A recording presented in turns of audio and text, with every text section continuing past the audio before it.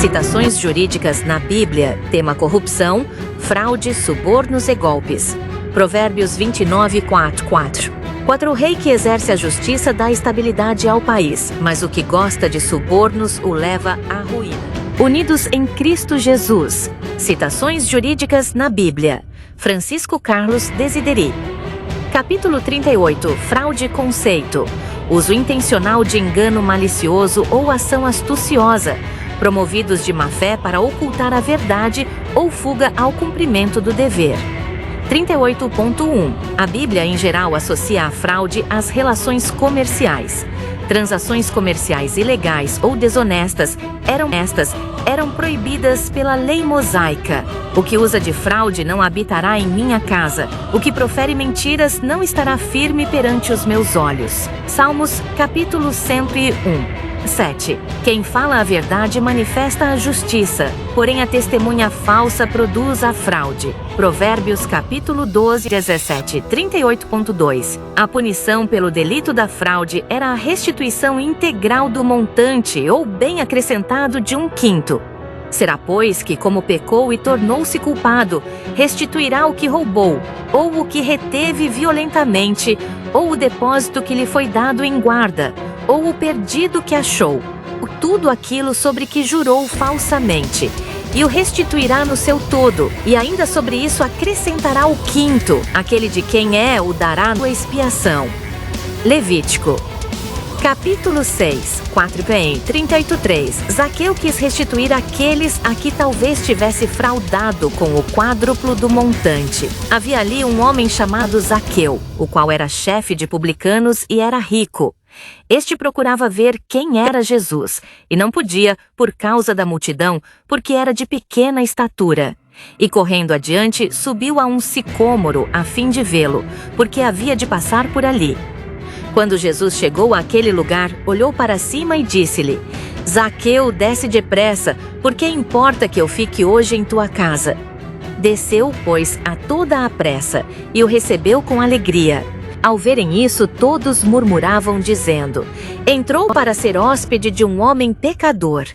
Zaqueu, porém, levantando-se, disse ao Senhor: Eis aqui, Senhor, dou aos pobres metade dos meus bens, e se em alguma coisa tenho defraudado alguém, eu lhe restituo quadruplicado. Disse-lhe Jesus: Hoje veio a salvação a esta casa, porquanto também este é filho de Abraão, porque o Filho do Homem veio buscar e salvar o que se havia perdido. Lucas capítulo 19:6. Opulência da renda. Também isto é vaidade. Eclesiastes 5:10. A corrupção política é mencionada na Bíblia, no livro dos profetas. Isaías, por exemplo, lamenta a degradação da cidade. Como é que se tornou uma prostituta a cidade fiel Jerusalém? Vivia completamente na retidão, e a justiça habitava nela.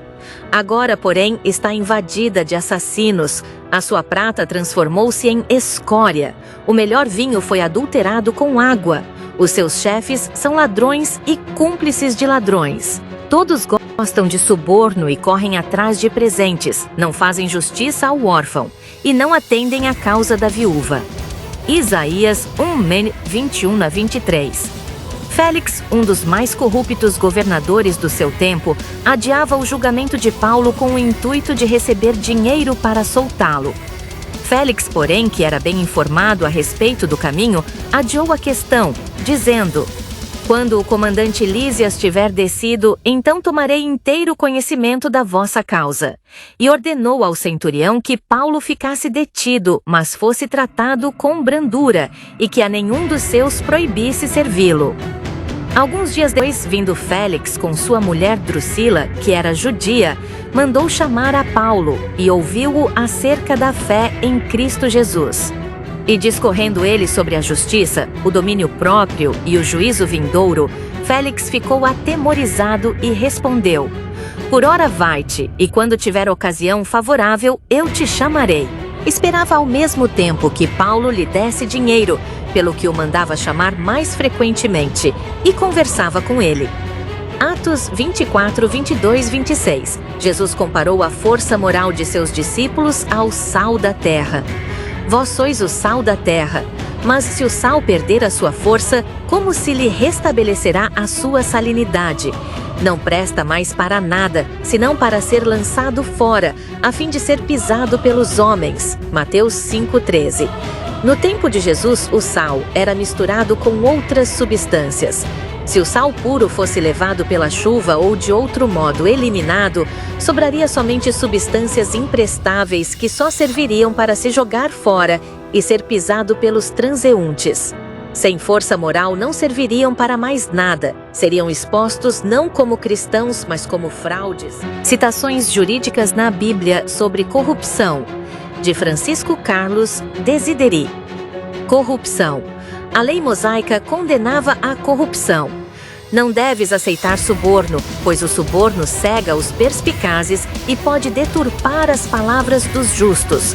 Êxodo 23:8. O combustível da corrupção é a ganância. O mero amante da prata não se fartará de prata, nem o amante da opulência da renda. Também isto é vaidade. Eclesiastes 5:10. A corrupção política é mencionada na Bíblia, no livro dos profetas. Isaías, por exemplo, lamenta a degradação da cidade. Como é que se tornou uma prostituta a cidade fiel Jerusalém? Vivia completamente na retidão, e a justiça habitava nela. Agora, porém, está invadida de assassinos. A sua prata transformou-se em escória. O melhor vinho foi adulterado com água. Os seus chefes são ladrões e cúmplices de ladrões. Todos gostam de suborno e correm atrás de presentes, não fazem justiça ao órfão e não atendem à causa da viúva. Isaías 1:21-23. Félix, um dos mais corruptos governadores do seu tempo, adiava o julgamento de Paulo com o intuito de receber dinheiro para soltá-lo. Félix, porém, que era bem informado a respeito do caminho, adiou a questão, dizendo: quando o comandante Lísias tiver descido, então tomarei inteiro conhecimento da vossa causa. E ordenou ao centurião que Paulo ficasse detido, mas fosse tratado com brandura, e que a nenhum dos seus proibisse servi-lo. Alguns dias depois, vindo Félix com sua mulher Drusila, que era judia, mandou chamar a Paulo e ouviu-o acerca da fé em Cristo Jesus. E discorrendo ele sobre a justiça, o domínio próprio e o juízo vindouro, Félix ficou atemorizado e respondeu: por ora vai-te, e quando tiver ocasião favorável, eu te chamarei. Esperava ao mesmo tempo que Paulo lhe desse dinheiro, pelo que o mandava chamar mais frequentemente, e conversava com ele. Atos 24:22-26. Jesus comparou a força moral de seus discípulos ao sal da terra. Vós sois o sal da terra, mas se o sal perder a sua força, como se lhe restabelecerá a sua salinidade? Não presta mais para nada, senão para ser lançado fora, a fim de ser pisado pelos homens. Mateus 5:13. No tempo de Jesus, o sal era misturado com outras substâncias. Se o sal puro fosse levado pela chuva ou de outro modo eliminado, sobraria somente substâncias imprestáveis que só serviriam para se jogar fora e ser pisado pelos transeuntes. Sem força moral, não serviriam para mais nada. Seriam expostos não como cristãos, mas como fraude. Unidos em Cristo Jesus. Citações jurídicas na Bíblia. Tema: corrupção e fraude. Quem foi Félix? Félix, um liberto e irmão de Palas, era o favorito do imperador Cláudio. O chama de Antônio Félix. De sua vida pública antes de sua nomeação para o cargo de procurador na Palestina, nada se sabe. De sua vida privada, apenas que ele havia se casado com uma neta de Antônio e Cleópatra, a quem Tasto, Lóquina Citaites, chama de Drusila, sem dúvida confundindo-a com a princesa judia, com quem Félix se aliou mais tarde. Suetônio sabe de outro casamento, também com uma princesa, Cláudia 28. O desprezo cínico de Félix pela justiça e sua ganância desmedida são igualmente evidentes em seu tratamento do apóstolo Paulo. Embora possuísse informações sobre o caminho que o teriam justificado em libertar o prisioneiro quando este foi apresentado pela primeira vez diante dele, ele decidiu adiar o caso indefinidamente. Atos 24:22. Em parte para agradar aos judeus e em parte para servir a seus próprios fins gananciosos. A entrevista com o apóstolo, registrada em Atos 24:24, provavelmente foi planejada pelo procurador e sua esposa como uma espécie de diversão. Terminou para Félix em terror. Ele teve frequentes conversas com Paulo durante o tempo em que o deteve como prisioneiro em Cesareia. Mas aparentemente nessas ocasiões posteriores, Félix manteve o controle da conversa e a direcionou, embora sem sucesso, para seu objetivo mercenário. 2 anos após Paulo ter sido levado a Cesareia, Félix foi chamado de volta a Roma em conexão com uma contenda que havia surgido em Cesareia entre os judeus e os sírios naquela cidade. Os judeus reivindicando para si certos direitos exclusivos que os outros negavam. O assunto foi remetido ao imperador. A investigação provou ser tão prejudicial a Félix que certamente ele teria sido punido, a menos que Nero tivesse cedido às insistentes solicitações de seu irmão Palas, históricos e semelhantes ao fato bíblico sobre corrupção. A história se acontece como tragédia e se repete como farsa. O alemão Karl Marx, filósofo, sociólogo, historiador e economista que nasceu na cidade de Trier em 1818 e ficou eternizado como o grande teórico do comunismo. Publicado em 1852, o texto descreve um golpe de Estado recém-ocorrido na França. Carlos Luiz Napoleão Bonaparte, eleito presidente do país em 1848, resolveu impor uma ditadura 3 anos depois. A data escolhida para o golpe foi 2 de dezembro de 1851, aniversário de 47 anos da coroação de seu tio, o general e estadista Napoleão Bonaparte, como imperador da França. Essa repetição de Napoleões no poder inspirou Marx a formular a célebre frase com que abre seu texto, citando outro importante filósofo alemão. Hegel observa em uma de suas obras que todos os fatos e personagens de grande importância na história do mundo ocorrem, por assim dizer, 2 vezes. E esqueceu-se de acrescentar: a primeira vez como tragédia, a segunda como farsa. A ironia de Marx está presente até no título do livro. Anos antes de se tornar imperador, o primeiro Napoleão também havia dado um golpe de Estado, em 9 de novembro de 1799, com o qual se tornou cônsul da França. Fatos históricos e semelhantes ao fato bíblico sobre corrupção. A história se acontece como tragédia e se repete como farsa. O alemão Karl Marx, filósofo, sociólogo, historiador e economista que nasceu na cidade de Trier em 1818 e ficou eternizado como o grande teórico do comunismo.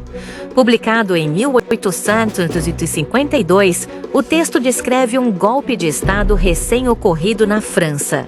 Carlos Luiz Napoleão Bonaparte, eleito presidente do país em 1848, resolveu impor uma ditadura 3 anos depois. A data escolhida para o golpe foi 2 de dezembro de 1851, aniversário de 47 anos da coroação de seu tio, o general e estadista Napoleão Bonaparte, como imperador da França. Essa repetição de Napoleões no poder inspirou Marx a formular a célebre frase com que abre seu texto, citando outro importante filósofo alemão.